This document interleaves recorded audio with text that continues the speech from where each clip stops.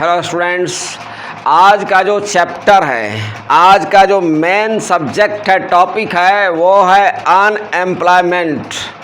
और इसके लिए रिस्पॉन्सिबल कौन है, इसके लिए अकाउंटेबल कौन है, कि कौन जिम्मेदार है इसके लिए। तो आज बहुत ही ज़्यादा ज्वलंत टॉपिक है, इसे आप शुरू से लेकर अंत तक सुनेंगे तो इसमें बहुत सारी चीज़ें निकल कर सामने आएगी। हम लोग डायरेक्ट किसी चीज़ को देखते हैं लेकिन आसपास उसको नहीं देख पाते हैं। किसी एक चीज़ के लिए कोई घटना हो रही है, उसके लिए एक चीज़ जिम्मेदार नहीं होता है, बहुत सारी चीज़ें इसके लिए जिम्मेदार होती है। तो आज का जो टॉपिक है दैट इज़ अनएम्प्लॉयमेंट, बेरोज़गारी। और ऐसे तो सारी दुनिया में बेरोज़गारी का आलम है, और तो इंडिया में तो खास करके यह आप अगर थोड़ा भी आँख खोलेंगे, थोड़ा भी दिमाग लगाएंगे, थोड़ा भी देखेंगे इधर उधर, आपको पता चल जाएगा। मतलब बेरोज़गारी के अगर देखा जाए दृष्टिकोण से तो भारत मेरे हिसाब से लगता है कि टॉप 10 कंट्री में होगा। यहाँ अनएम्प्लॉयमेंट की ऐसी स्थितियाँ हैं, जैसे जब मैं छोटा था तो मेरे बाबूजी कहते थे, मम्मी कहते थे, दादा कहते थे कि बेटा पढ़ो, बेटा पढ़ो, पढ़ेगा तो ये हो जाएगा, वो हो जाएगा। मैं पढ़ा, लेकिन अब मैं देख रहा हूँ कि पढ़ लिख कर, ऐसे तो ज्ञान सबसे बड़ी, नॉलेज इज पावर, लेकिन नॉलेज इज पावर कब होता है? जब नॉलेज का हम प्रयोग करते हैं, जो हम सीखते हैं उसको प्रयोग करने का जगह हो, मौका हो। सचिन तेंदुलकर को देखिए आप, इतने बड़े बैट्समैन, क्या उनको अगर चांस नहीं मिलता तो क्या वो तेंदुलकर बन पाते? नहीं बन पाते। तो चांस मिलना चाहिए। आजकल क्या हो रहा है, हमारे युवा, जैसा कि आप जानते होंगे, दुनिया में हिंदुस्तान जो है, सबसे ज़्यादा युवा दुनिया में हिंदुस्तान ही है, सबसे ज़्यादा यहाँ, यानी हिंदुस्तान एक यंग कंट्री है। यहाँ पर युवाओं की जो आबादी है, यंग पीपल जो है बहुत ज़्यादा है। लेकिन यंग पीपल क्या होते हैं? जो यंग पीपल होते हैं वो समझिए बारूद का ढेर होता है, उसको एक चिंगारी की ज़रूरत होती है। लेकिन आज हमारी सरकार जो है क्या कर रही है, वो बस उसको आंख पसार के देख रही है। हमारे एक से एक टैलेंटेड स्टूडेंट जो सब कुछ कर सकते हैं उनको मौका दिया जाए, लेकिन सरकार देख रही है। वैकेंसियां, जैसे कि अभी क्या हो रहा है, जैसे कि वैकेंसियां निकाली जाती है, फॉर्म भरवा लिया जाता है, लेकिन उसकी परीक्षा कब होगी? परीक्षा होगा तो उसका रिजल्ट किस तरह का होगा? क्या क्या नए नए सिस्टम्स आ रहे हैं आजकल, क्या बहुत सारे ऐसे सिस्टम्स आ रहे हैं कि जैसे कि क्वेश्चन नंबर 1 को ABCD सब सॉल्व किया, लेकिन किसी को नंबर मिलेगा 1, किसी को 1.5, किसी को 1.7। ऐसा क्यों? क्वेश्चन तुम्हारा ये था, तुम्हारा वो था, क्या क्या सिस्टम आ गया है। तो यह जो है यानी बहुत बड़ा ये गड़बड़ झाला चल रहा है। और तो इसके कारण हमारे जो स्टूडेंट्स हैं, हमारे जो चारों तरफ स्टूडेंट्स हैं, इन 5-7 वर्षों में वह बहुत, ऐसे तो सब दिन से हमारे जो स्टूडेंट्स हैं, सबसे ज़्यादा जो प्रिपेयर करने वाले स्टूडेंट हैं, जिसका कि एज का एक ब्रैकेट है कि इतना अगर एज हो गया तो फिर वो नल एंड वॉइड हो जाते हैं वो, तो उनको सबसे ज़्यादा खतरा है वो। तो उनके लिए क्या हो रहा है आजकल, उनके लिए माने कोई सिस्टम है ही नहीं, उनका सुनने वाला कोई नहीं है। फॉर्म भरवा लिया गया, पैसा ले लिया, उस पैसे से कमाई हो रही है। वह परीक्षा कब होगी, उसका रिजल्ट कैसा होगा, इसकी कोई निश्चितता नहीं है। और वह रिजल्ट आएगा भी तो कैसा होगा, जो जेन्युइन स्टूडेंट होगा उसका होगा या नहीं होगा।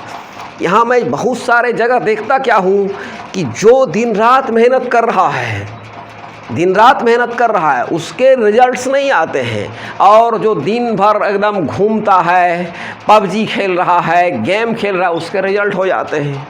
जैसा कि आपने 1-2 साल पहले बिहार में एक नमूना देखा होगा कैसे कैसे विद्यार्थी टॉप कर गए। तो सवाल है कि जिस स्टूडेंट को ये पता नहीं था कि सोडियम का जो आउटर मोस्ट शेल होता है उसमें कितना इलेक्ट्रॉन होता है, जैसे कि उस स्टूडेंट को जो टॉप किया उसको सब्जेक्ट का नाम सही से बोलने नहीं आ रहा था। तो ऐसी चीज़ें हो रही है। सरकार को अविलंब इन सारी चीज़ों को रोकना होगा। और एजुकेशन का जो सिस्टम है हमारे देश में, पैसा फेंको तमाशा देखो, पैसा दो तो तुमको ये सर्टिफिकेट मिल जाएगा, पैसा दो वो सर्टिफिकेट मिल जाएगा। यहाँ क्या हो रहा है? यहाँ हो रहा है क्या? टैलेंट को कोई पूछ नहीं रहा है। आपके पास क्या टैलेंट है, क्या क्षमता है, क्या स्किल है? हमारी सरकार तो कहती है कि स्किल इंडिया, स्किल इंडिया। क्या स्किल इंडिया? स्किल है आपने जितने भी सेंटर्स खोले हैं उसमें हो क्या रहा है? उसमें सिर्फ खाना पूर्ति हो रहा है। आज देखिए इज़राइल एक छोटा सा देश, इज़राइल जिसकी आबादी जो है 1 करोड़ की नहीं है, ऑलमोस्ट 85 लाख होगा, लेकिन वो देखिए कितना आगे निकला हुआ देश है। तो हम क्या हैं? हम लोग नंबर्स में ज़्यादा हैं, हम लोग नंबर्स में ज़्यादा है। ऐसा नहीं नंबर्स में ज़्यादा हैं, हम लोग का जो है एनर्जी का सही उपयोग नहीं किया जा रहा है। एनर्जी का सही उपयोग आजकल क्या हो रहा है? हर चीज़ को हमारे देश में हर चीज़ को सीट खाली रहती है, लेकिन उसकी वैकेंसियाँ, उसकी भर्तियाँ नहीं ली जाती है।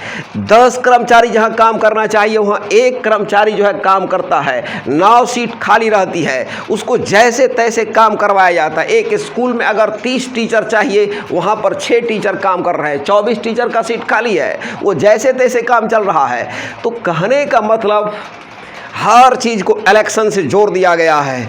जब इलेक्शन का टाइम आता है तो सरकारें 5-6 महीने, 2-3 महीने पहले वो एक्शन में आ जाती है। ये पुल का उद्घाटन हो गया, वो रोड का उद्घाटन हो गया, ये नई नई योजनाएं आ जाती है। आज सरकारें मेन पॉइंट से हटकर विद्यार्थी को किताब दे दिया गया, स्कूल ऊंचा ऊंचा बना दिया जाता है, लेकिन उसमें हो क्या रहा है ये भी देखना पड़ेगा सरकार को। आज जैसे कि मैं बिहार के बारे में बताना चाहूँगा आपको। आज हमारे ऐसे पूरे देश में, हमारे देश में आजकल क्या हो रहा है? एजुकेशन का ग्राफ डे बाय डे गिरते जा रहा है, डे बाय डे गिरते जा रहा है। क्यों गिरते जा रहा है? क्योंकि यहाँ जो सिस्टम में है, जो सिस्टम में सब्जेक्ट है, ऑब्जेक्ट है, वर्ब है, टोटल के टोटल जो हैं वो कहीं ना कहीं डाउट है, उन पर स्पॉट है। और सरकार को इन सारी चीज़ों को क्लियर देखना पड़ेगा।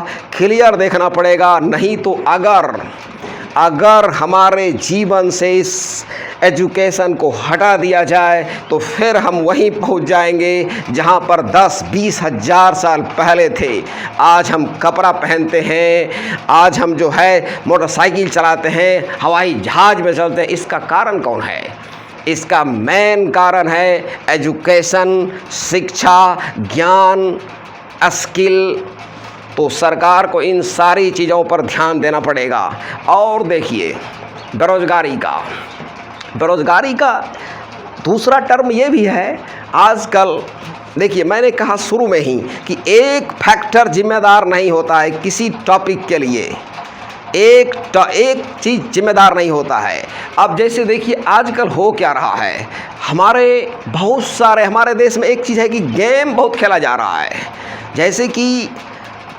जैसे फेसबुक पर बच्चे, बहुत सारे छोटे छोटे बच्चे को देखते हैं कि वो गेम खेल रहा है। वो मैंने फेसबुक चलाना, गेम खेलना, उसको पढ़ाई लिखाई से कोई मतलब नहीं है। क्योंकि पढ़ाई में यह भी देखता है वो, जब हम परीक्षा में बैठते हैं तो रिजल्ट जो है आ ही जाएगा, हम पास कर ही जाएंगे।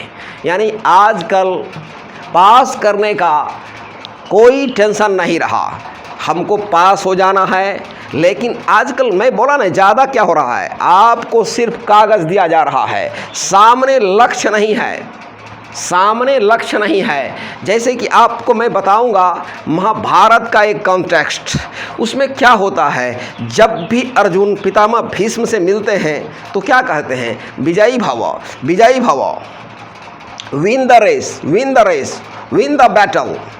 तो कहने का मतलब है कि वहाँ पितामह भीष्म जान रहे थे कि बहुत ही भयंकर युद्ध होने वाला है और उसमें विजय किसकी होगी, अर्जुन की विजय होगी।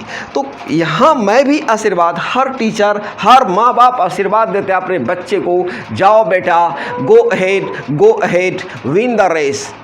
तो गॉड ब्लेस यू, आशीर्वाद मैं देता हूँ, लेकिन आगे क्या है, आगे जो है, जो लक्ष्य बनाना चाहिए, जो जिम्मेदार लोग हैं, जो बना सकते स्थिति को, वो पूरा उस चीज़ को ब्लॉक किए हुए हैं। मतलब उन्हें इन सारी चीज़ों पर ध्यान देना पड़ेगा।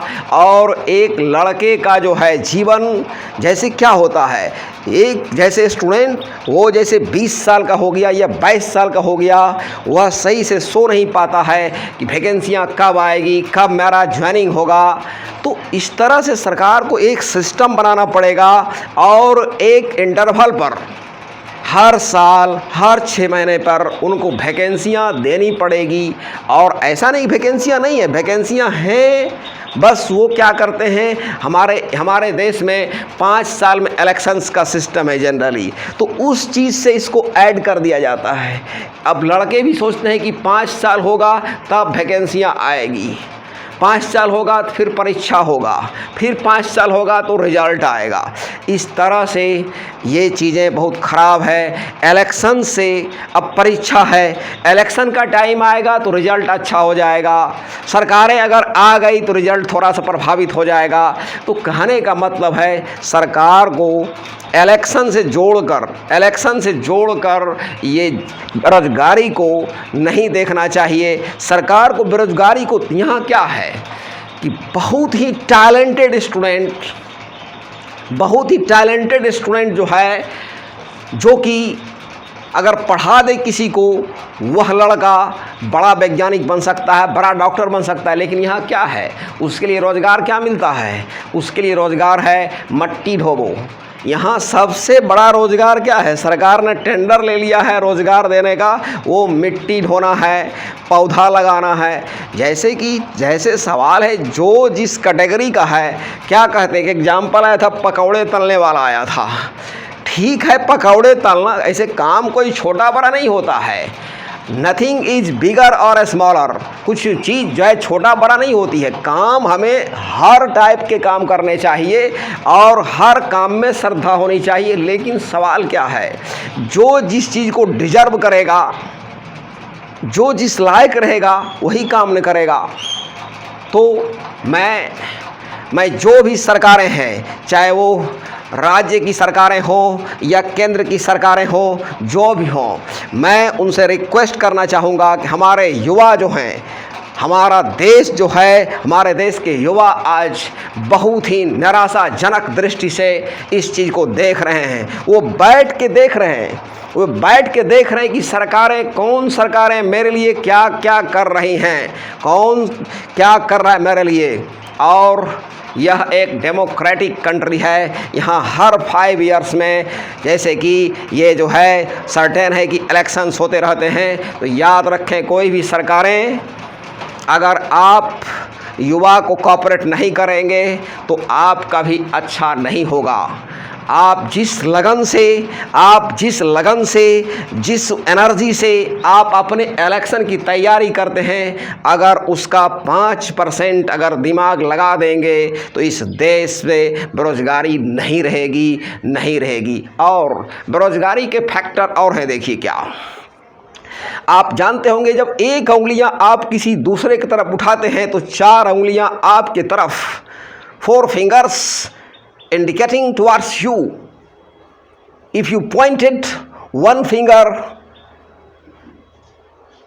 towards the others, तो कहने का मतलब मेरा क्या हुआ, मेरे कहने का मतलब है आप भी जिम्मेदार होते हैं। देखिए, किसी को जिम्मेदार ठहरा देना किसी घटना के लिए, किसी असफलता के लिए, ये गलत बात है। मैं तो कहूँगा कि दिन में रोज़ हर आदमी को अपना भी कुछ देर शिकायत करना चाहिए। मैं पढ़ता नहीं हूँ, मैं गेम खेलता हूँ, मैं पढ़ते समय जो है मेरा दिमाग कंसंट्रेशन में नहीं रहता है। तो आज कंसंट्रेशन की कमी हो गई, मैं कंसंट्रेशन के सेंस में एक एग्जाम्पल देना चाहूँगा।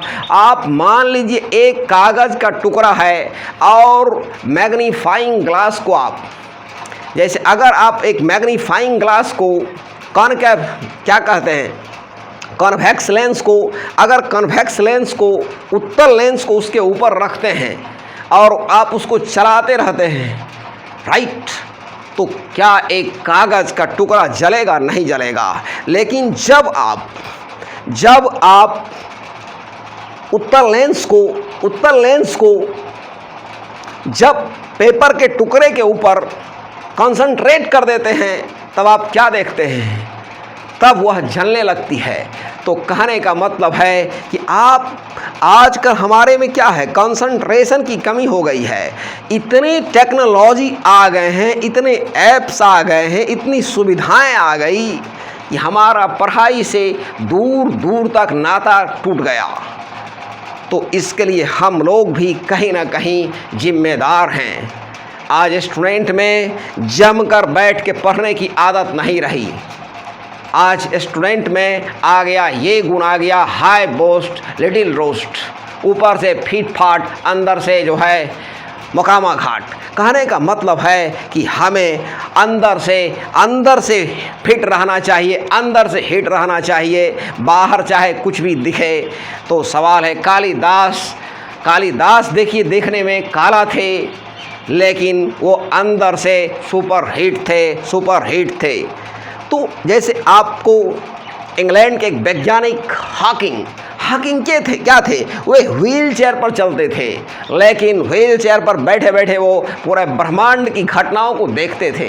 तो मेरे कहने का मतलब है कि आप भी थोड़ा जिम्मेदार हैं। आप अपने में इतना ज़्यादा घोर मेहनत करें। और आपको मैं सलाह दूंगा, जो अनएम्प्लॉयड भाइयों बहनों हैं, मेरे छात्राओं, मैं उनसे यही रिक्वेस्ट करूंगा, जब भगवान एक दरवाजे बंद करते हैं तो कई सारे दरवाजे खोल देते हैं। इसलिए आप अपनी निराशा से हटकर नेगेटिविटी के बारे में कुछ मत सोचें। आप हमेशा सोचें हम होंगे कामयाब। और सिर्फ गाना गाने से नहीं होगा। कितने लोग सिर्फ गाना गा देते हैं और तरह तरह की बातें कर देते हैं कि हम ये करेंगे वो करेंगे। करने से होगा। देखिए, लक्ष्य सेट करना आसान है, लेकिन लक्ष्य डिमांड क्या करता है आपसे? लक्ष्य, आपका गोल, आपका एम आपसे क्या डिमांड करता है? तो आप में ये भी होना चाहिए कि मुझे लक्ष्य के लिए क्या क्या करना चाहिए। और ख़ास करके आजकल देखिए, और आबादी, हमारे देश की आबादी जो है दिनों दिन लगता है कि दुनिया में सबसे तेज़ गति से, जैसे कि आप हिंदुस्तान में जानते होंगे बिहार की आबादी अभी 12 करोड़ प्लस है।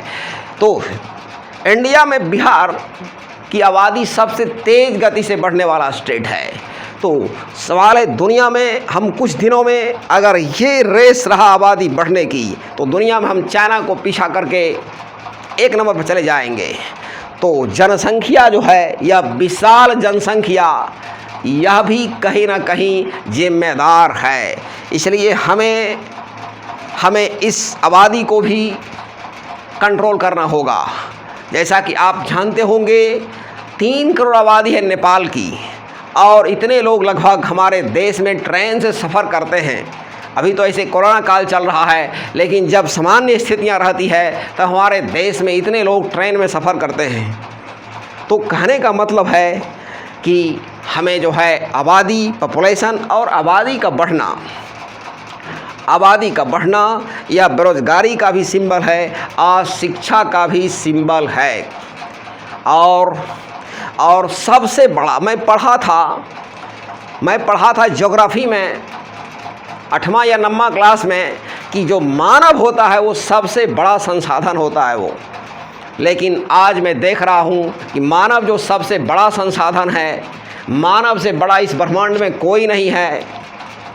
आज देख रहा हूँ उसकी स्थितियाँ, उसकी परिस्थितियाँ बहुत ही ख़राब दौर से गुजर रही है। उसका कोई लेखा जोखा लेने वाला नहीं है। और हमारे देश में बेरोजगारी की जो रिपोर्ट जारी करती थी एक संस्था, उसमें से NSSO एक और संस्था, तो उस सब को सरकार ने बंद कर दिया। तो यहाँ भी ये इसे क्या कहते हैं, समथिंग फिशी, समथिंग रॉन्ग, दाल में कुछ काला है। तो सरकार को इन सारे चैप्टर्स को बंद नहीं करना चाहिए, इन सारे डिपार्टमेंट को बंद नहीं करना चाहिए। तो हमारी सरकार जब नई आई थी, 2014 की नई सरकार ने कही थी कि 1 करोड़ रोज़गार हम हर साल देंगे। अगर 1 करोड़ रोज़गार मिलता तो दिखाई नहीं पड़ता। ये सारी क्या चीज़ें हैं, ये सारी चीज़ें जो स्पष्ट आँखों से देखा जा सकता है, तो इसको हमारी सरकारें किस नज़र से देख रही है गॉड जाने। लेकिन इन सारी चीज़ों पर सरकार को अविलंब ध्यान देना पड़ेगा। हमारे देश का जो सिस्टम है, चाहे वो एजुकेशन सिस्टम हो, मेडिकल सिस्टम हो, जो भी सिस्टम है, सब में जो टैलेंटेड पीपल है उसको रखना पड़ेगा। अगर आपको मैं बता रहा हूँ, जैसे कि क्या अगर अर्जुन को पांडव के कैटेगरी से निकाल देता, क्या पांडव जीत जाता युद्ध को? नहीं जीत पाता। क्या अभिमन्यु को चक्रव्यूह में नहीं भेजता, तो क्या वो जो 6 फाटक, 6 दरवाजे तोड़ दिए गए चक्रव्यूह के, विशियस साइकिल के, क्या ऐसा हो पाता? नहीं। तो सवाल है कि मैं सरकार को कहूँगा, मेरे आसपास, हमारे आसपास अभिमन्यु की, अर्जुन की, कर्ण की, सचिन की, सहवाग की, मतलब कि यह धरती भारत भूमि जो है, यह वीरों की भूमि है, यह विद्वानों की भूमि है। यहाँ दुनिया का सबसे पहला यूनिवर्सिटी था नालंदा यूनिवर्सिटी। तो कहने का मतलब है कि सरकार को इन सारी चीज़ों को ध्यान रखना पड़ेगा। और नहीं तो अगर ये मेरा युवा जो पूरा बारूद से भरा हुआ है, आप जानते होंगे कि युद्ध भी होता है तो बारूद होना चाहिए, गन में बुलेट होना चाहिए, नहीं तो गन किसी काम का नहीं रहता है। तो अगर इस देश को आगे बढ़ाना है तो हमारे युवा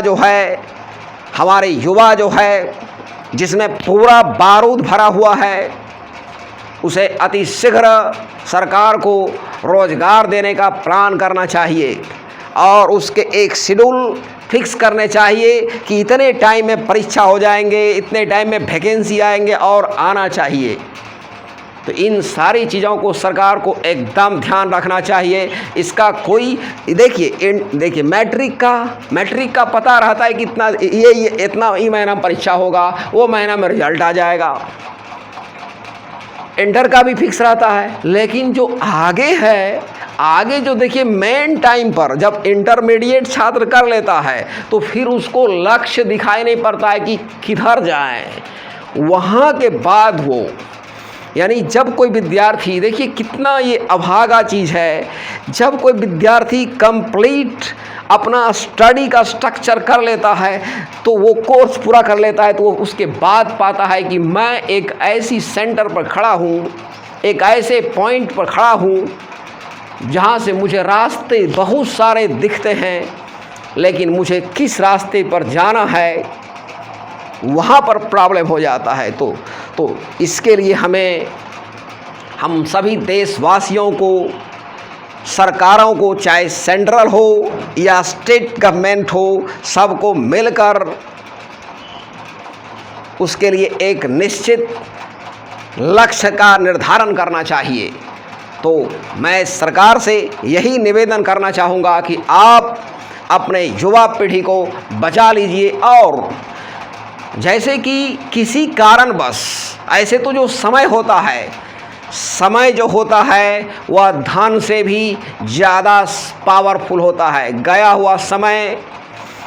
हुआ समय कभी लौट के नहीं आता है। तो हमारे जो स्टूडेंट्स हैं, जैसे अगर किसी कारण से 4 साल वैकेंसियाँ नहीं आई तो सरकार से मैं रिक्वेस्ट करना चाहूँगा कि आप जो है उसके जैसे टाइम ब्रैकेट आप किया है 35, उसको बढ़ा के आप कर दीजिए 40। आप टाइम का ब्रैकेट बढ़ाइए आप। उससे हमारे बहुत से युवा कम से कम something is better than nothing, कम से हमारे युवा जो है थोड़ा सा कम परेशान होंगे। परेशान तो होंगे ही। जो चीज़ हमको मिलना चाहिए 30 में वो 35 में मिल रहा है, जो 35 मिलना चाहिए वो 40 में मिल रहा है, तो परेशानियां तो होगी। बिकॉज समय जो होता है वह धन से भी ज़्यादा शक्तिशाली होता है, वह बेटर होता है। समय का कोई मुकाबला। इसलिए मैं सभी से रिक्वेस्ट करना चाहूँगा, जितने भी छात्र हैं, छात्राएँ हैं, आप अपने समय को किल मत करें अनावश्यक कामों में। आप अपने समय को समझें। आपका सबसे बड़ा अगर साथी है, आपका सबसे बड़ा सहयोगी है आपका समय। और अगर आप समय को नष्ट करेंगे आज के दिनों में, तो आने वाला समय में समय आपको बर्बाद कर देगा। राइट। इसलिए मैं आपको कहूँगा, आप समय को वेस्ट ना करें, समय को बेस्ट बनावें, समय का यूज आप सही तरीके से करें। और नहीं तो फिर वही बात हो जाएगी, डॉक्टर आफ्टर द डेथ का वर्षा जो कृषि सुखाने। अगर फसल सूख गई उसके बाद वर्षा आई, उसका कोई मतलब नहीं है। रोगी मर गया उसके बाद डॉक्टर आया, उसका कोई मतलब नहीं है। अगर मेरा एज निकल गया उसके बाद वैकेंसियाँ आई, उसका कोई मतलब नहीं है। तो सवाल है, जब मैं बूढ़ा हो गया तब युद्ध का ऐलान हुआ, उसका कोई मतलब नहीं है। तो मैं इन्हीं शब्दों के साथ मैं अपने इस वीडियो को एंड करता हूँ। और आप सभी से रिक्वेस्ट है कि जो इस चैनल को सब्सक्राइब नहीं किए हैं, प्लीज़ सब्सक्राइब करें, लाइक करें, अपने फ्रेंड्स में इस चैनल को शेयर करें। Thank you very much.